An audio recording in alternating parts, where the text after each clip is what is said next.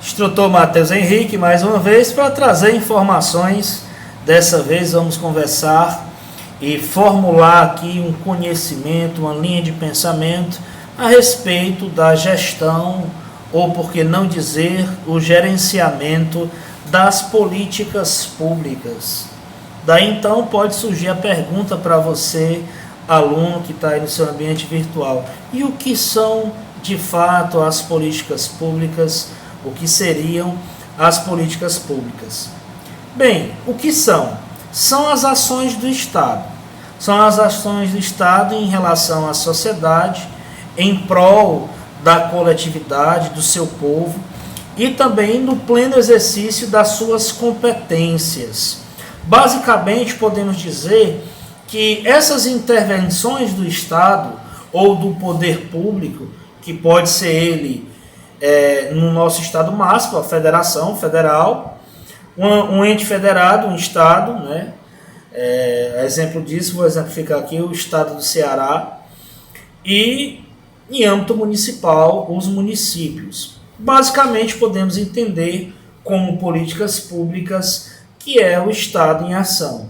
Tudo aquilo que o Estado fizer em prol da sua gente, em prol do seu povo, ele vai fazer de acordo com as premissas estabelecidas na gestão de políticas públicas. Então, podemos falar e chamar isso, toda aquela ação do Estado e intervenção em favor de outros ou de uma coletividade, ou projetos que são implementados, ações, por exemplo, ações de segurança pública, ações do aprimoramento da gestão de saúde, gestão e educação, no âmbito social, o amparo social às pessoas, né, no desenvolvimento social e humano, implemento de ações de infraestrutura.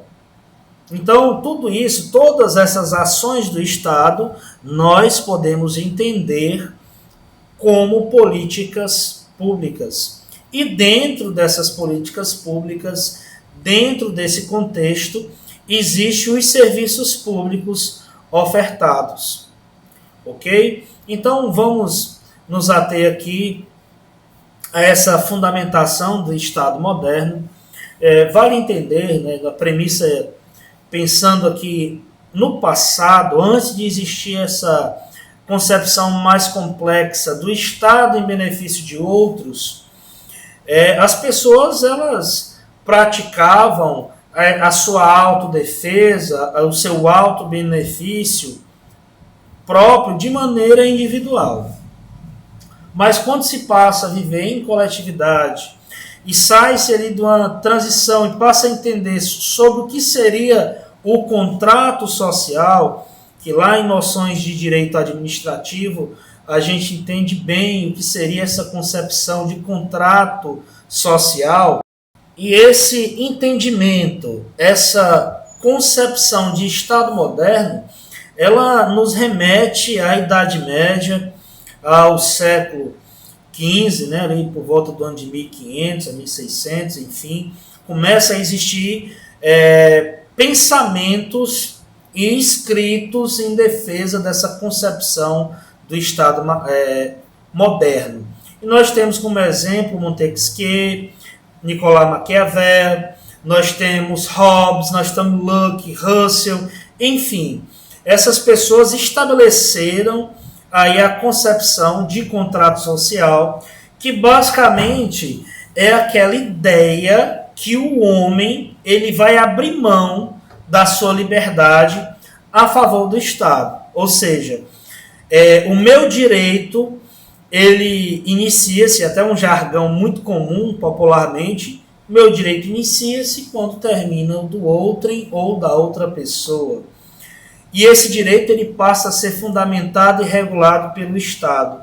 Então, quando o homem abre mão desse princípio de ter a sua autoliberdade, por assim dizer, então ele vai entender essa ideia de contrato social, que ele, de uma certa forma, ele abre mão dos direitos individuais e ele passa a estabelecer esses direitos de maneira coletiva e ele passa a ser propriedade do Estado. Então essa é a concepção de contrato social que remonta lá à idade medieval, mas aí passa-se a entender o Estado moderno, é onde se tem aquela abertura do poder monárquico que tinha a ver com o poder divino, né, nas premissas, nos pilares ali da igreja, especialmente a igreja católica, nesse contexto, certo? E passa a entender aí outras formas de governança, outras formas de governar, abre aí a premissa para um pensamento republicano há anos à frente.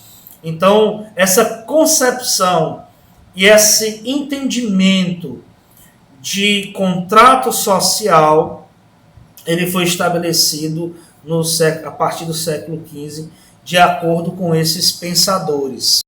A obra O Príncipe, que abriu caminho para o Estado moderno e nos ajuda a entender a ciência política, foi em 1513, Maquiavel, que foi dito até como maquiavélico, foi chamado até de autor maldito. Mas o que nós entendemos com esse adjetivo? Ele passou a expor a mirabolância e as coisas sombrias do poder absoluto. Então ali ele abriu pensamento para um pensamento mais amplo, mais coletivo, que depois a gente vai entender o pensamento republicano mais à frente, junto a outros pensadores, Kant, enfim, Russell, Montesquieu e outros, como já mencionado. Então, a obra O Príncipe, ele abriu aí espaço para essa lição, não para o príncipe ou para o governante, mas sim para o povo, a entender como noção de viver o bem comum da sociedade de maneira realista, né? Abre aí também a preposição aí para o realismo. Enfim, é o princípio da ciência política, o que estuda de fato de maneira concreta. Voltemos aqui ao assunto de gestão de políticas públicas. E nessa gestão de políticas públicas, esses princípios que inicia-se lá com a noção de contrato social, tem que ser o realismo político, a ética na política e também o princípio da moralidade e essa concepção, como já dito antes, não é que seja cerceado o direito, mas o meu direito de ir e vir, ele deixa de ser livre no sentido total da palavra, e ele passa a ser regulado pelo Estado.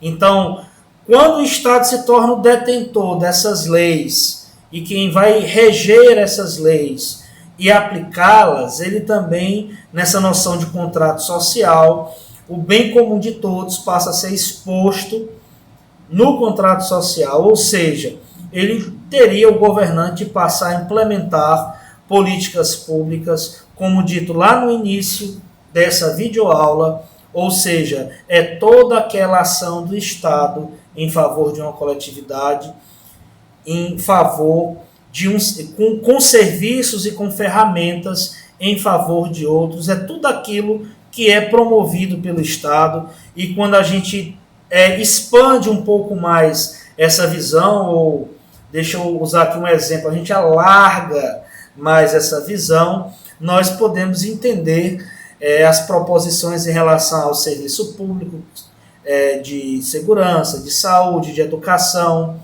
saúde, enfim, que são necessidades básicas inerentes à vida em sociedade. Então, a vida em sociedade, ela existe algumas necessidades, e quando se existe uma governança pública, um Estado, tem que haver um implemento de políticas públicas para dar manutenção a esses serviços públicos ofertados à coletividade. Haja vista que, se estamos debaixo do Estado, estamos debaixo de lei, somos cumpridores dos nossos deveres, mas também precisamos de ter a manutenção dos nossos direitos inerentes à vida humana, direitos muitas vezes até básicos. Então a gente entende a complexibilidade do fator política pública. E agradeço pela atenção de todos e até o nosso próximo encontro.